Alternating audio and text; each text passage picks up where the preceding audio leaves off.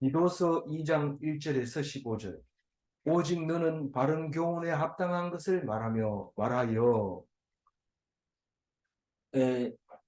디도는 그레데 섬의 교회에 남겨뒀습니다. 다시 말해서 사도 바울이 이 전도를 하고 거기다가 남겨뒀습니다. 언제 그레데 교회를, 그레데 섬을 방문했었느냐?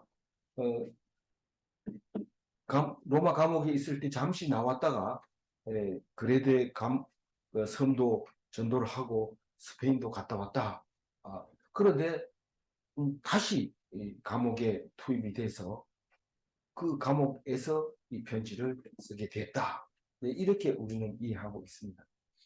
그런데 첫 번째 보면은 우리가 장로를 세우는 거, 그 다음에 감독을 세우는 거, 그리고 불순종하는 할례파를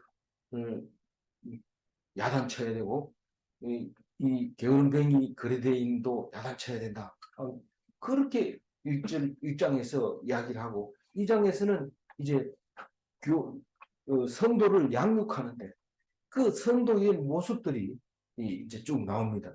성도는 늙은 남자도 있고 늙은 여자도 있고 젊은 여자도 있고 젊은 남자도 있고 그리고 종들도 있고 있다. 이 사람들을 어떻게 가르쳐야 되느냐, 그 얘기를 오늘 하고 있습니다.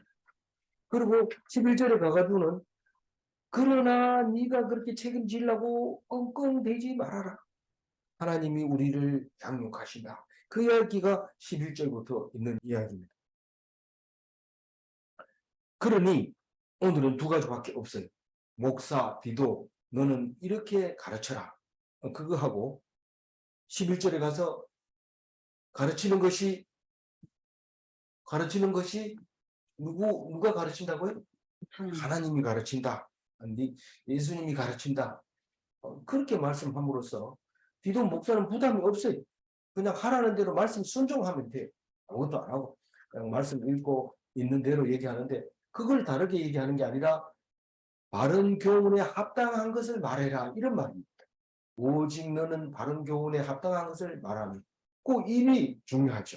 그 입이 목사는 입으로 먹고 사는 게 맞아요. 그래서 어떤 사람은 입을 굉장히 조심하는데 나는 입으로 먹고 살기 때문에 그런다 이런데, 성악하는 사람도 목을 되게 조심하지만 목사도 뭐 말을 못하면 아웃되고 잘려가지고 목사 못하게. 그래서 말을 해야 하려면은 입이 정상으로 작동해야 돼요.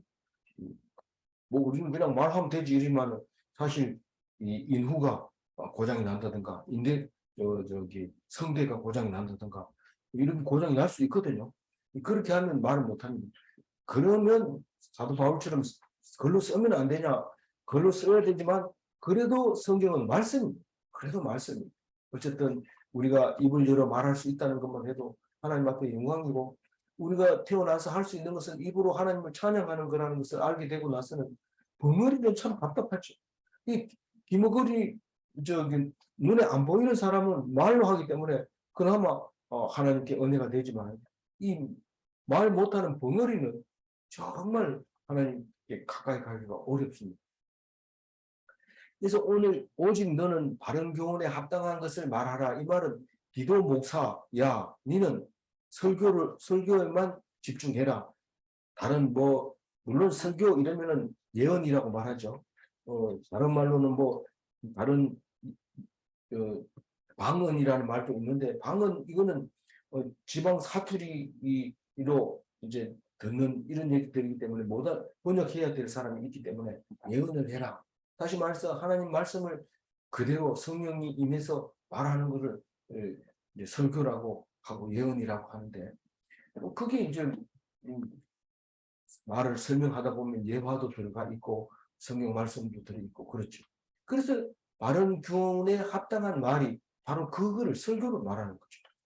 설교로 가르치는 거예요. 다른 말이 필요 없어요. 불러다가 각서 써, 도장 찍어 이런 거 가지고 될 일이 아닙니다. 그래서 근데 어떻게 가르치냐? 제일 먼저 늙은 남자가 나옵니다. 2절 읽고. 늙은 남자로는 절제하며 경건하며 신중하며 믿음과 사랑과 인내함에 온전하게 하고. 늙은 남자를 어떻게 해야 되는지 2절 하나밖에 없어요. 그러니까 2절 다 제대로 읽고 3절 넘어가면 되는데, 늙은 남자 이러면 노인을 얘기하느냐, 뭐 노인을 얘기할 수도 있지만 나이 많은 사람 남자들을 얘기합니다. 제일 중요한 건 절제입니다. 절제. 절제는 이 원어가 술 취하지 않는 이런 뜻입니다. 제일 절제하기 힘든 게 술입니다. 그 다음에 담배. 그런데 그거를 기독교는 들어오면서 과감하게 못 먹게 했어요. 그래서 술 안 먹어요. 기독교인들. 담배도 안 피우고. 근데 뭐 제사 음식은 그렇게 뭐 먹어도 괜찮으니까 그냥 놔둬 버리거든. 먹어도 상관없어요. 그러나 초신자들한테는 제사 지내지 마라 해놓고는 제사 음식은 잘 먹네 이러면은 얼굴이 빨개지기 때문에 될 수 있으면 초신자들한테는 안 먹도록 이렇게 해줘야 되죠. 그런 있어요. 그리고 경건. 경건은 공경받아야 마땅한 이런 말인데 우리말로 경건 이렇게 바뀌었어요.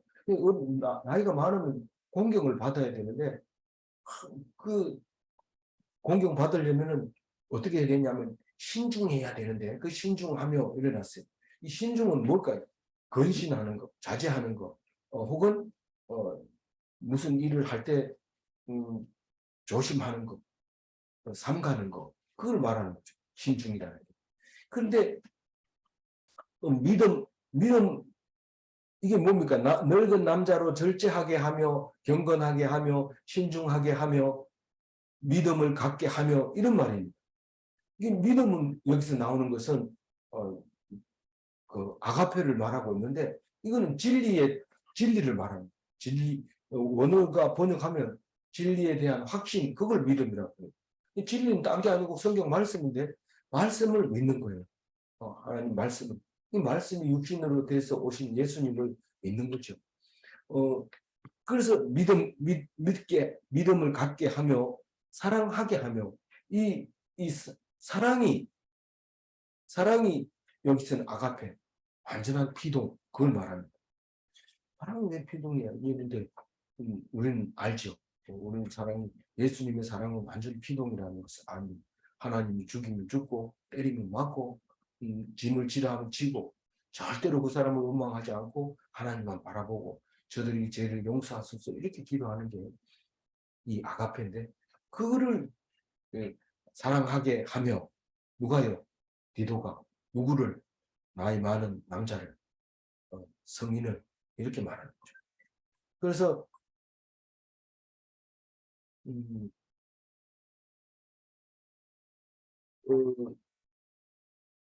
그 다음에 인내 있잖아요. 인내가 원어를 보면 변하지 않는 이런 뜻입니다. 그런데 우리가 어떤 일을 당하면 그대로 있어야 돼요. 그대로 있어야 되는데 도저히 못 참겠다 이러면 그건 인내가 아니죠. 온전한 인내는 변하지 않는 거. 때려도 맞고 욕해도 희죽희죽 웃고 그 변하지 않아. 얼굴 색이 안 변하. 근데 조금은 뭐라면 얼굴이 푸락하고 이러면 제대로 안 된 어른이죠. 근데 끝까지 참으면 되는데 그걸 못 참아가지고 이래라 저래라 막 이러고 이런데 얼굴 색을 안 바뀌는 게 인내입니다. 저는 이거 묵상 언제 저녁에 됐고 아침에 하면서도 그 인내를 못하고 그냥 얼굴 부글부글 한 것이 있는데 그 우리가 할 수 없다고 해요. 오늘 말씀에 디도 목사 보고 그렇게 하라고 그렇게 가르치려 해놓고는 그래 네가 하는 게 아니다. 하나님이 한다. 그렇게 가르쳐주고 있습니다. 안 그러면 이건 너무 힘들어요. 절제를 어떻게 해요?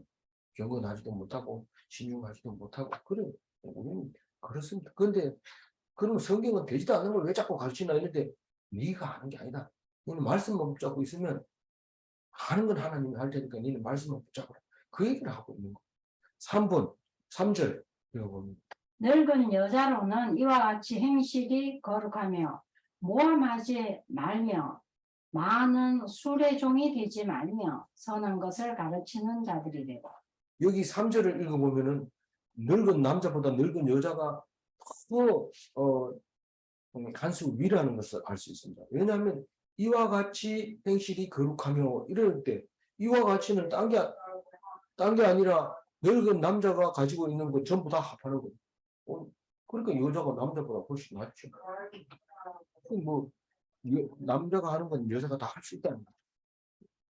근데 이 늙은 여자는 마찬가지로 할머니를 말하는 게 아니라 이제 지도할 만한 나이가 된 사람을 말하는 거죠. 교회에는 거의 대부분 늙은 여자들이고 그 젊은 여자들은 늙은 여자에게 교육을 받게 돼 있습니다. 목사가 직접 젊은 여자를 이렇게 가르치고 이렇게 안 합니다. 이 성경을 보고 알면 좀 좋은데 괜히 그 목사가 젊은 여자를 가르친다고 함께 기도하자 하면서 문 닫아놓고 둘이 손잡고 기도하다가 문제 생기고 이런데 그렇게 늙은 여자가 다 해야 돼. 그건 이제 제일 마지막 얘기고 오늘 3절 얘기는 몇 가지입니까? 하나, 둘, 셋, 넷, 네 가지를 해야 되는데 첫 번째 거룩한 행실. 거룩한 행실은 딴 게 아니고 존경받을 만한 행실을 해라. 그거 말해요. 그렇게 하도록 가르치라는 거예요. 성경 말씀에 나오니까 그대로 가르치는 거예요. 그리고 모함하지 마라. 비방하지 마라. 그리고 다른 말로 여러 말이 있는데 줄이 짧아가지고 지워버렸어요. 많이 썼다가 모함하고 비방하고 이렇게 하지 말아요. 그래야 돼. 그리고 술의 종이 되지 마라. 이 많은 술의 종이 되지 마라. 이랬을 때 우리는 술이 많다는 것을 알 수 있습니다. 막걸리도 있고, 뭡니까? 정종도 있고, 소주도 있고, 맥주도 있고, 누구도 안 생겼네. 그다음에 위스키도 있고, 다 그런데 그 많은 종을 술을 먹고 종이 되지 마라.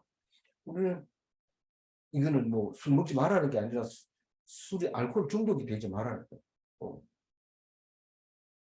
좋은 것만 자꾸 먹고 절제하지 않을 때 술을 먹게 되고 술이 사람을 먹으면 죽는 거죠. 누가 그래야 돼요? 늙은 여자가 남자 보고 술 먹지 마라 이런데 여자가 술 안 먹는 게 먹지 말아야 돼요. 그 다음에 선한 것을 가르치라고. 이 선한 걸 가르치는데 뭐 악한 걸 가르친 적이 없는데 이런데 이 선한 게 뭡니까? 선한 선생, 좋은 것을 가르치는 선생은 선한 선생. 예수님 보고 선한 선생이요 이런데 내가 무슨 니들이 알고 말하는 거야. 이 선한 선생은 하나밖에 없다, 하나님밖에 없다 이랬는데 그게 하나님이니까 예수님인데 자기도 모르게 얘기했는데 그게 맞는 거예요. 이 선한 선생이 되라 그렇게 얘기를 합니다. 어렵죠. 못합니다. 누가 그렇게 남의 말 안 하고 살 수 있어요? 술 안 먹고 살 수 있습니까?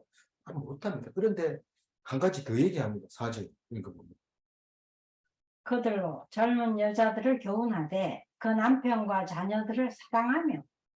이 그들로가 누굽니까? 늙은 여자들을 얘기하는 거예요. 늙은 여자들로 젊은 여자들을 교훈하게 만들어라 말입니다. 그 사람들 보고 이제 젊은 여자가 교훈을 받아야 될 거 있으면 늙은 여자를 부르다가 이렇게 하세요. 이러면 그 젊은 여자 부르다가 얘기를 합니다. 절대로 그 젊은 여자하고 상대하면 안 돼요. 그래서 그 식모가 잘못하면은 주모 이리 와봐 이렇게 해서 주모가 이제 뚱뚱하게 살을 찌고 이런 사람이 나와가지고 뭐 손님 뭐 잘못됐습니까 이러면 그 주모 좀 방정맞게 하지 않도록 해라 이러면 그걸 가서 가르쳐 주죠. 그런데 절대로 그 애하고 싸워가지고는 안 됩니다. 이 사고가 나면 큰일 납니다. 그래서 이제 그들로 젊은 여자를 교훈하게 하는데 제일 첫 번째 뭐예요? 남편과 자녀를 네. 사랑하라. 남편과 자녀를 사랑하라. 남편과 자녀를 사랑하는 사람이 어디 있나 이런데 남편이 어디 가면 좋아하고 자녀가 또 어디 도망가고 이렇게 하는 게 아니고 좋아하라는 뜻이죠. 남편이 오면 좋아하고 자녀들이 오면 좋아하고 이래라는 뜻이죠. 뭐 아들이 그런 뜻이죠. 뭐 길게 설명을 안 할게요. 뭐 다 안다 이러니까 뭐 제가 뭔 얘기 하겠어요. 더 이상 얘기 안 합니다. 5절 읽어보세요. 신중하며 순전하며 집안 일을 하며 선하며 자기 남편에게 복종하게 하라. 이는 하나님의 말씀이 비방을 받지 않게 하려 합니다. 왜 다 아는 얘기를 자꾸 하냐 이러면 안 듣는다는 뜻이죠. 뭐 들어야 되는데 내가 더 잘 안다. 남편과 자녀를 사랑하는 게 뭔지 좋아하는 거 아니냐. 나 안다. 이러면서 얘기하지 말라고 시끄럽게 빨리 끝나야 되는데 이건데 그걸 안 듣는다는 뜻이죠. 시끄럽다는 뜻이죠. 그런데 5절에 보면 신중하다. 아까도 신중하고 또 6절에 가도 신중하고 또 그 밑에 내려가 12절에 가면 또 신중하고 이 신중이 뭐냐? 정말 자제하는 거. 뭔 얘기를 한마디 해도 진중하게 하는 거. 그렇게 하는 거는 신중하게 하는데 좀 신중하게 하도록 젊은 여자를 누가 가르친다? 늙은 여자가 가르쳐라. 가르치도록 네가 가르쳐라. 그럼 이중 삼중으로 가르치잖아요. 바로 다이렉트로 가르치면 안 돼요. 그러면 주일날만 가르치면 되는데 이 좀 실력이 모자란다고 별도로 이렇게 가르치고 이럴 필요 없이 늙은 여자에게 가르치도록 가르쳐야 됩니다. 순전하게 하며 순전하다는 것은 순결하다, 결백하다, 깨끗하다 그런 말이죠. 처녀는 거두절미하고 제일 좋은 것은 깨끗하기 때문에 제일 좋고 하는 거죠.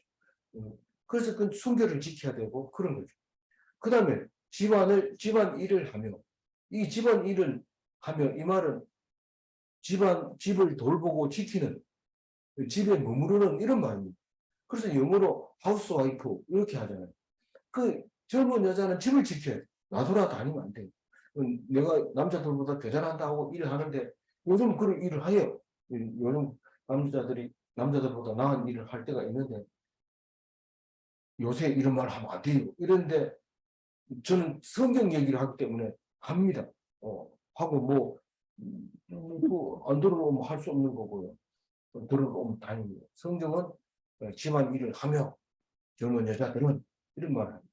그 다음에 선하게 하며 선한 얘기가 자꾸 나오지만 은혜 되게 좋은 것만 하도록 그렇게 가르쳐 주는 거. 좀 악하다 나쁘다 이러면 하면 안 돼요.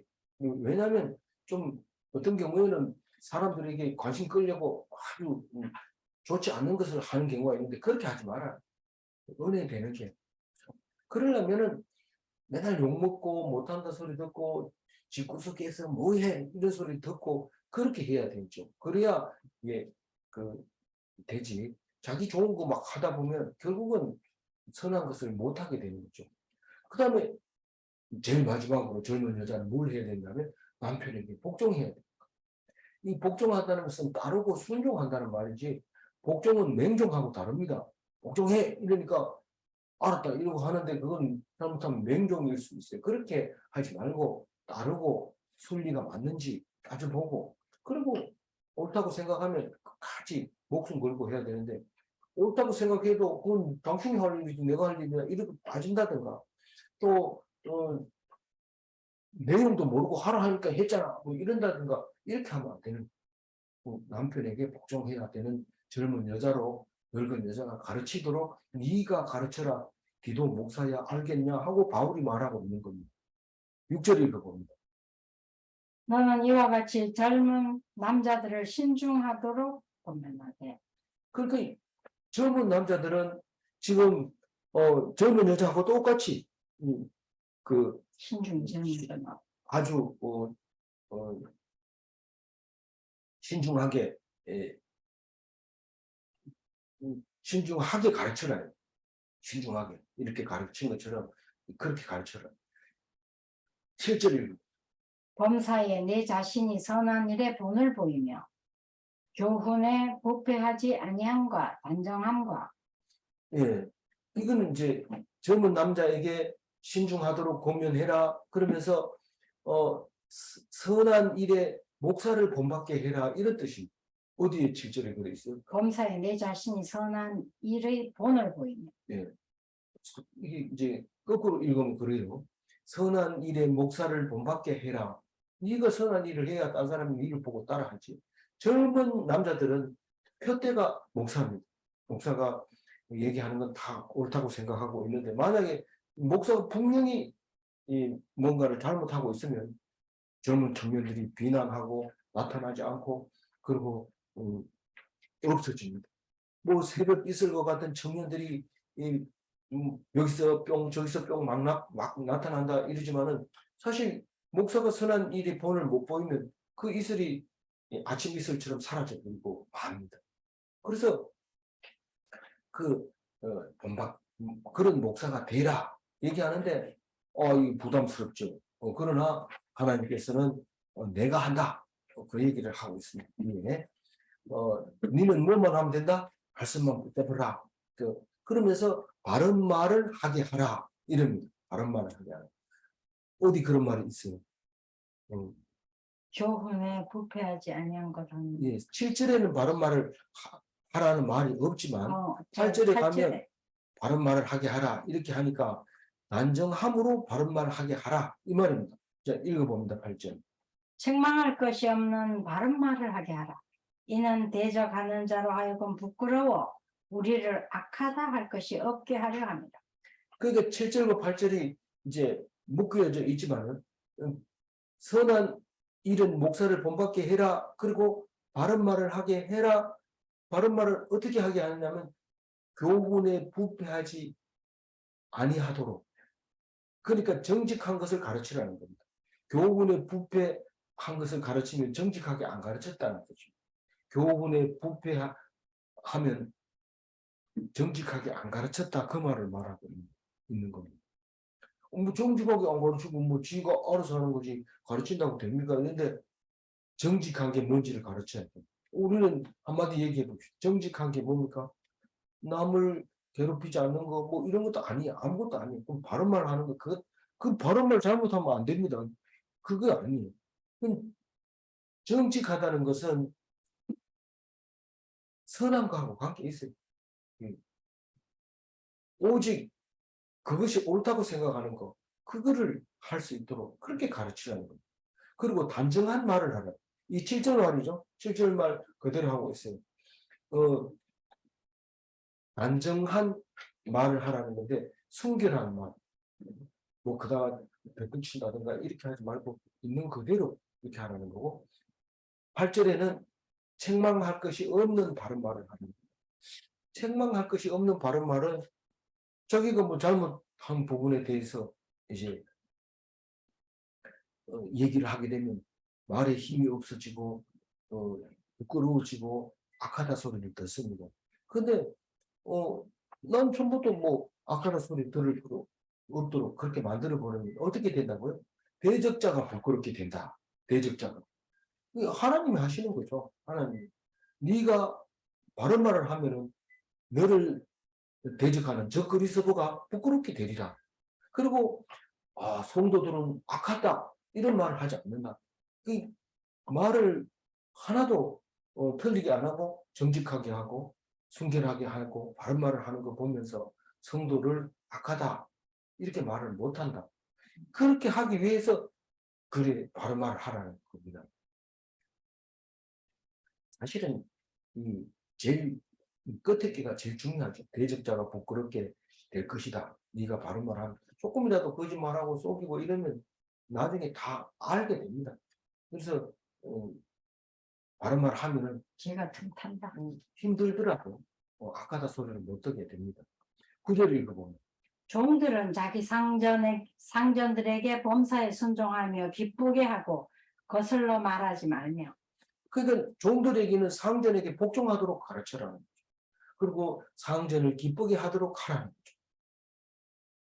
이 성경에 있으면 가르치지만 없으면 어떻게 가르쳐요? 성경을 자세히 들여다보면 상전에게 복종하지 않으면 안 되도록 되어 있어. 왜냐하면 상전이 바로 하나님이니까 하나님을 대신해서 벌 주기도 하고 상 주기도 하고 또 먹을 것을 주기도 하고 그렇기 때문에 상전은 복종해야 돼. 인간 같잖아요. 인간 같자는 건 네가 판단할 일이 아니다. 내가 만드는 걸 왜 네가 인간 같자고 그래.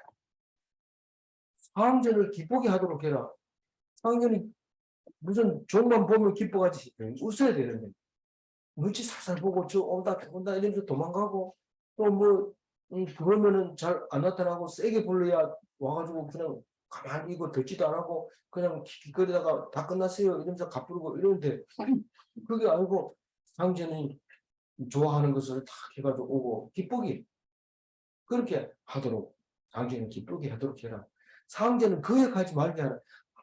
기쁘게 못하면은 그 역이나 하지 말아야 되는데 이게 그냥 더 다니면서 반대로 일을 저질러가지고 이렇게 하라 이러면 왜 이래놓고는 가가지고 엉뚱한 소리 해놓고 상제는 성질 나게 만들고 이렇게 하면 아니 그 종을 그렇게 가르치면 안 돼. 그냥 말씀이 무슨 뜻인지 알고 깊이 이해한 다음에 그렇게 그대로 전하면 어떻게 말하는지 이렇게 하라니까 이렇게 해버려. 그럼 말을 그대로 와서 전해줘야 되는데 자기 나름대로 막 얘기해놓고 뭐 이렇던데 이러고 그것도 물어야 대답하고 이러면 안 되죠. 상정이 거역하는 것이죠. 10절에 이렇게 훔치지 말고 오히려 모든 참된 신실성을 나타내게 하라. 이는 범사의 우리 구주 하나님의 교훈을 빛나게 하려 합니다. 훔치지 마라. 이런 종들은 늘 일하는 사람들이기 때문에 훔칠 가능성이 굉장히 높습니다.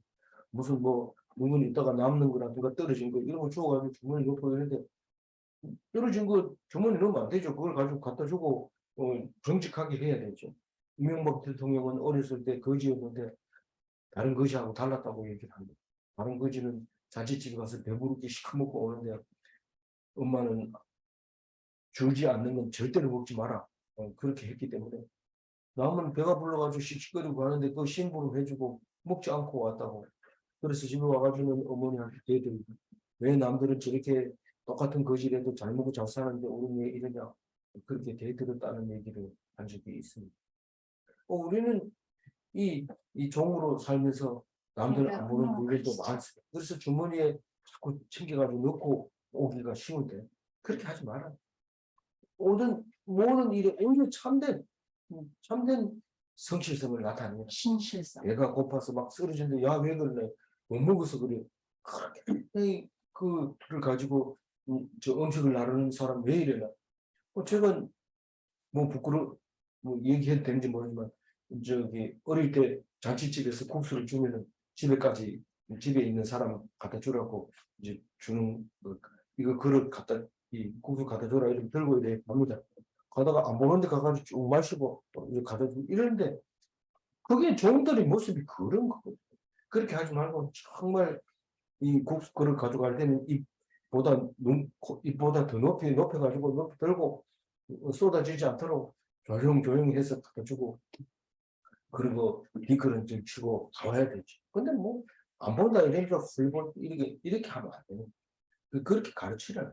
성경 속에 있으니까 있는 대로 솔직하게 가르치면 된다. 그리고 신실성을 나타내도록 그렇게 해라. 왜 그렇게 해야 되는데요? 물으니까 하나님의 교훈을 빛나게 하려는 것이 이 성도들은 사람 가르친 게 아니고 하나님의 교훈을 받는 사람들이다. 그래서 있는 사람은 믿을만 하다. 그 얘기를 하려고 하는 거죠. 우리는 잘 압니다. 왜 기독교가 로마 국교로 됐는지, 그래서 우리에게 2000년 뒤에 우리는 예수 그리스도를 믿게 됐는지, 그걸 압니다. 로마 시대 때는 이 성적인 문화가 아주 기준이 없었거든요. 그런데 예수 믿는 사람은 딱 기준이 딱 있는데 일부 일처제만 주장을 하게 되고 하는 걸 보고 그 로마 콘스탄티누 황제의 어머니가 그거를 보여주면서 결국은 그 아들이 콘스탄티누스가 기독교를 국교로 정하기 이르게 되는 것이죠. 그럼 우리는 하나님이 가르쳐 준 대로 했을 때 하나님의 교훈이 빛나게 하고 그리고 믿을만 하게 되고 신실하게 되고 그리고 인정받게 된다는 것을 알 수 있습니다. 그게 기독교가 살아있을 수 있는 유일한 길입니다. 전도를 많이 한다고 해서 기독교가 살아남는 게 아니고 아멘. 말씀을 붙들고 있어야 된다는 것을 알 수 있습니다. 교훈을 빛나게. 예, 11절 읽어볼까요? 모든 사람에게 구원을 주시는 하나님의 은혜가 나타나. 예, 뭡니까 이게 11절 말씀은 나타나 이랬으니까 뒤에 거 읽어봐야 되지만 그래도 읽어봅시다.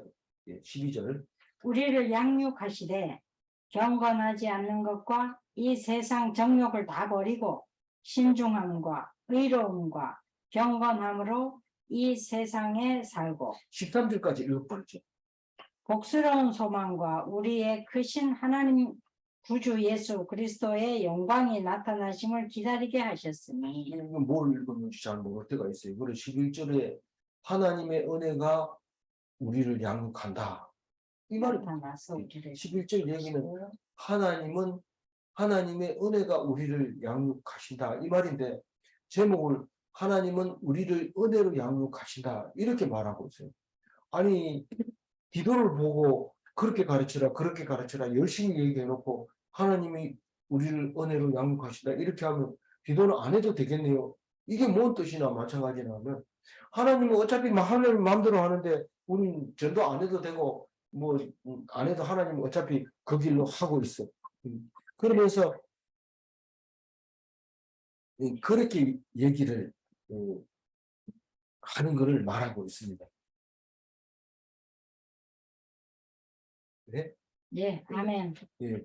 그래서 첫 번째로 11절 첫 번째로 모든 사람에게 구원을 주시는 하나님께서 하나님이 우리를 은혜로 양육하시는데 그 하나님이 누구냐면 모든 사람에게 구원을 주시는 하나님이라고 설명을 하고 있습니다. 그러니까 쭉 달아서 읽으면 뭔 말인지 못 알아. 이 12절에 보면 그 하나님이 우리를 양육하는데 어떻게 양육하느냐 하면 세상에서 거룩하게 살도록 양육을 합니다. 거룩하게 살도록 하는 말이 어디에 있어요? 세상을 정욕을 다 버리고 신중함과 의로움과 경건함으로 이 세상에 살고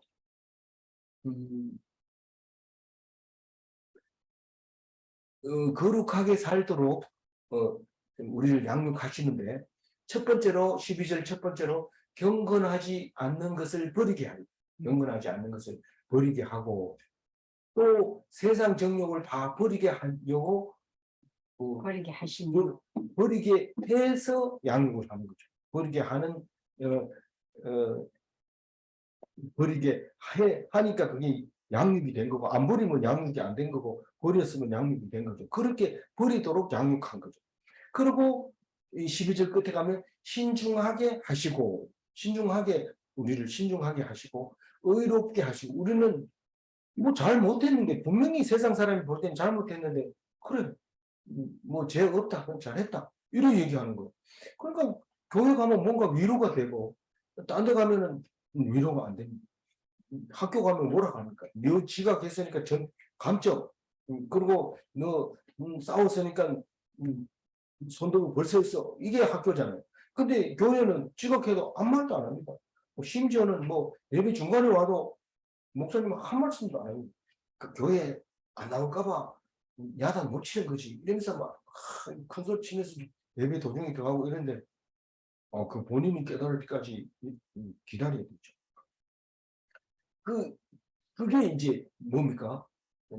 그 의롭다고 하는 거예요. 의롭다. 믿으로 그래도 그 믿는 게 어디냐? 저 사람이 지금 만약에 어떤 문제로 저렇게 느껴왔는지 당신이 만약에 알고 알았다면 절대로 말 못할 거다. 이렇게 하는. 그걸 이미 압니다. 이미. 그러니까 사실은 모르죠. 사실은 모르지만 하나님이 이미 알고 너희들은 그렇게 해라. 그렇게 하니까 그렇게 말씀에 순종하는 것 뿐이죠. 그래서 의롭게 하시고 뭐든지 옳다는 거. 그리고 경건하게 하신다. 경건하게 한다는 게 결국은 거룩하게 하는 거랑 마찬가지가 되는 거죠. 다른 사람하고 구별되게 하는 것이니까.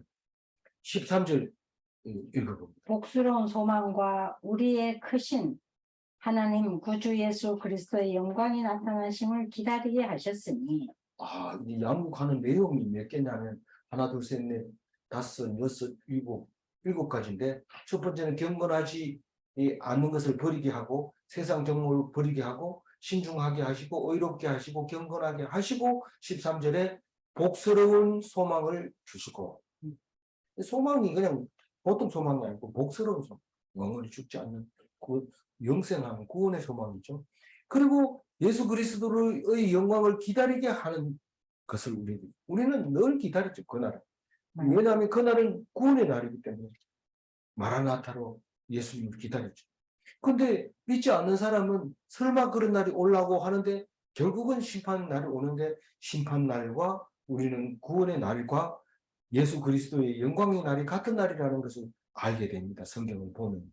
왜 그게 같은 날이 되냐 하면 예수 그리스도의 영광은 어디서 오냐면 원수를 다 이기고 그리고 영광을 원수를 다 이기면 영광이죠. 이때는 그리스도 로마 시대인데 그 경쟁자, 대적자를 물리치고 이기면 그것은 영광이죠. 그래서 월계관을 씌워주죠. 그게 예수 그리스도는 심판할 사람을 심판하고 구원할 사람을 구원하는 게 예수 그리스도의 영광이기 때문에 그 날이 영광의 날이 되는 겁니다.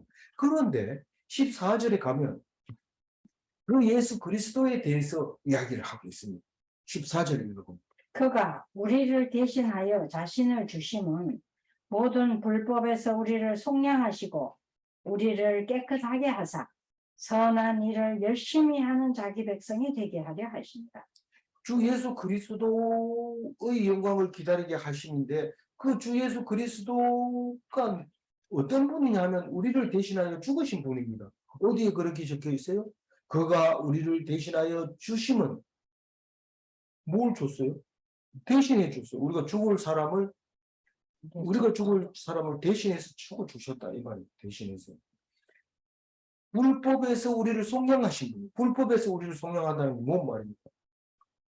불법이라는 것은 법을 어겼다는 겁니다. 이게 우리말로 번역하면 그 불법이 같은 말이지만 어감이 그렇게 안 사용하는 단어지만 불법이라는 건 범법을 말하는 거예요. 너 그게 불법이야. 이 말은 너 그게 법을 어기는 거야. 너는 지금 죄를 짓고 있는 거야. 이 말입니다. 죄에서 우리를 속량하시고 죄를 속량했다는 뜻은 죄를 없앴다는 깨끗하게 씻었다는 죄는 성경에서 말하는 부정한 것이고 불결한 것이고 더러운 것이고 흠이고 그걸 말하는 건데 그것을 깨끗하게 씻어줬다. 그게 속량입니다. 그러니까 깨끗해요, 안 깨끗해요? 우리를 깨끗하게 하시는 거죠. 우리를 깨끗하게. 깨끗했다는 뜻은 다른 말로 무슨 말이에요? 죄가 없다 이 말입니다. 그러면 죄가 없으면 뭐예요? 의롭다 이 말입니다. 아까 나온 얘기지만 의롭다 그 얘기를 하고 있는 거죠. 의롭게 하시. 그리고 선한 일을 열심히 하는 자기 백성 되게 하려고 하십니다. 좀 길지만은 이거는 이해할 수 있고.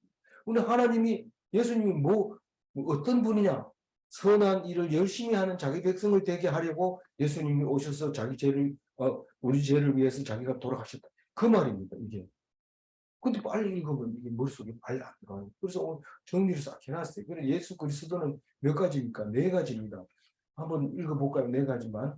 우리를 대신하여 죽으신 분, 불법에서 우리를 속량하신 분들이 깨끗하게 하신 분이고 선한 일을 열심히 하는 백성 삼아 주신 분이 그게 예수님이 하시는 역할이고 우리는 그렇게 그 예수님으로 인해서 복스러운 소망을 기다리고 있는 거. 그날이 언제 오느냐 하고 기다리고 나는 진짜 그날 구원받을 수 있을까? 이건 의심하는 사람이기 때문에 그날은 뭐 반드시 심판받죠. 그렇게 말하는 순간 심판받는 것. 그러나 우리는 반드시 구원받을 것이고 우리의 믿음을 인정받는 것이니까 그날을 기쁘게 기다리는 것. 그게 구원의 날이 되는 것. 의심하지 마시기 바랍니다. 의심하면 심판입니다. 15절 읽어봅니다. 너는 이것을 말하고 권면하며 모든 권위로 책망하여 누구에게서든지 업신여김을 받지다. 너는 누굽니까? 디도. 예, 디도 목사입니다. 디도 목사에게 입에 말씀을 넣어주십니다. 입에 말씀을 넣어줍니다. 겁내지 말아봐. 누구에게 말하고 누구에게 말하고 그냥 말씀에 집중해서 있는 대로 뭐 어떻게 하라고요? 바른 교훈에 합당한 말을 해라. 바른 교훈에 합당한 말을 해라. 제일 처음에 나온 1절 말씀을 그대로 다시 하고 있는 거예요. 너는 이것을 말하고 권면하며 모든 권위로 책망하여. 사실 말씀을 할 때 권위를 안 가지고 하면 안 됩니다. 물론 집사도 설교할 수 있고 권사 장로도 설교할 수 있지만 그래도 목사의 권위를 줘야 그게 이 설교를 할 수 있는 거죠. 뭐 구역 예배 드릴 때는 다 집사도 하고 다 하잖아요. 물론 그렇죠. 그러니까 인도가 가능하죠. 그래서 집사의 권위를 가지고 하는 거죠. 그래서 설명이 잘 안 될 때는 또 목사한테 물어봐야 되고 이런 거. 그래서 권면하고 책망하게 하시고 하나님이 그러니까 하나님이 권면하게 하시고 하나님이 책망하게 하시고 누가 목사가 고면하게 하고 목사가 책망하게 하죠. 특히 업신여김을 당하지 못하게 하신다. 아니 그런 말이 아니고 너는 업신여김을 받지 말라 이랬는데 어떻게 하나님이 해준다는 말입니까? 우리 업신여김을 어떻게 받지 않아요? 아무리 그 말씀을 가지고 한다 해도 나를 업신여기는 건 내가 마음대로 하지 않는 겁니다. 남이 하는 거를 내가 받는 거예요. 수동이에요. 피동이에요. 그런데 그거를 받지 말라 이러고 나보고 그러면 내가 얼마나 무거울까요? 저 사람이 나를 업신여겼는데 이런 나는 하나님 앞에 죄인 됐다 이러지 말고 그런 얘기가 아니고 네가 권위를 가지고 네 입에 주는 말씀을 하면 그게 권위를 가진 권면이 되고 책망이 되고 업신여김을 당하지 않는다. 누구에게도 업신여김을 당하지 않는다. 내가 보장한다. 그런 얘기입니다. 이게 15절 얘기. 그러니까 우리가 얼마나 편해요. 말씀만 붙잡으면 되는구나. 이런데 업신여김을 안 당하려고 성경은 그렇게 되어 있지만 난 그렇게 생각 안 해. 이러면 업신여김을 안 당할 것 같습니까? 바로 업신여김을 당합니다. 하나님이 그렇게 하시게 되어 있습니다. 나는 모르지만 내가 목에 칼이 들어와도 이거는 성경대로 말하면 너희들은 망한다 이제. 이러면 이게 재수없게 얘기한다 이렇게 목이 잘리면 그 잘릴 때 순교한다는 거죠. 그 얘기를 지금 15절 하고 있는데 엄청난 얘기인데도 우리는 그걸 잘 이해 못하는 거죠. 네, 15절 다시 읽고 마무리할게요. 너는 이것을 말하며 권면하며 모든 권위로 책망하여 누구에게서든지 업신여김을 받지 말라. 이 세상 권위는 사람이 줍니다. 뭐 국회의원, 대통령 이건 사람들이 주는 권위지만 하나님의 일은 하나님이 주시는 권위입니다. 그 권위는 안 없어지는 권위죠. 질문합니다. 세상 사람은 자기의 의견에 옳은 대로 말하는가? 당연하죠. 그런데 하나님의 일꾼은 성경으로만 말하는가? 그렇습니다. 하나님의 일꾼은 나는 목사가 아니니까 아니라 우리 보고 목사로 그렇게 가르쳐라. 그렇게 말하고 있는 겁니다. 그래서 하나님의 일꾼은 성경으로만 말하는가? 그렇습니다. 다른 말로 하면 안 됩니다. 오직 이 말씀 붙잡고 성경 말씀만 가지고 업신여김을 당하기 있는 것 때문에 성질이 나고 화가 나고 싸우고 이렇습니다. 업신여김을 당하지 않고 존경해주고 이렇게 엎드려 빌면 사실 무시하는 줄도 모르고 그냥 목에 힘주게 되죠. 그러니까 우리는 하나님 말씀을 붙잡아야 돼요. 딴 거 필요 없어요. 그래서 참된 그리스도인이 다 되시기 바랍니다. 기도하겠습니다. 하나님 감사합니다. 오늘 디도서를 통해서 하나님 말씀에 순종하는 자가 업신여김을 받지 않는다는 사실을 깨닫게 해주시고 사람들에게 업신여김을 당하지 않게 하려고 세상 생각대로 얘기하다가 부끄러운 일을 당치 않도록 주님 도와주시고 오직 말씀만 붙잡고 순교하고 죽을 수 있도록 예수님 닮은 삶을 살게 하여 주옵소서. 감사하옵고 우리 주 예수 그리스도 이름으로 기도 올리옵나이다. 아멘.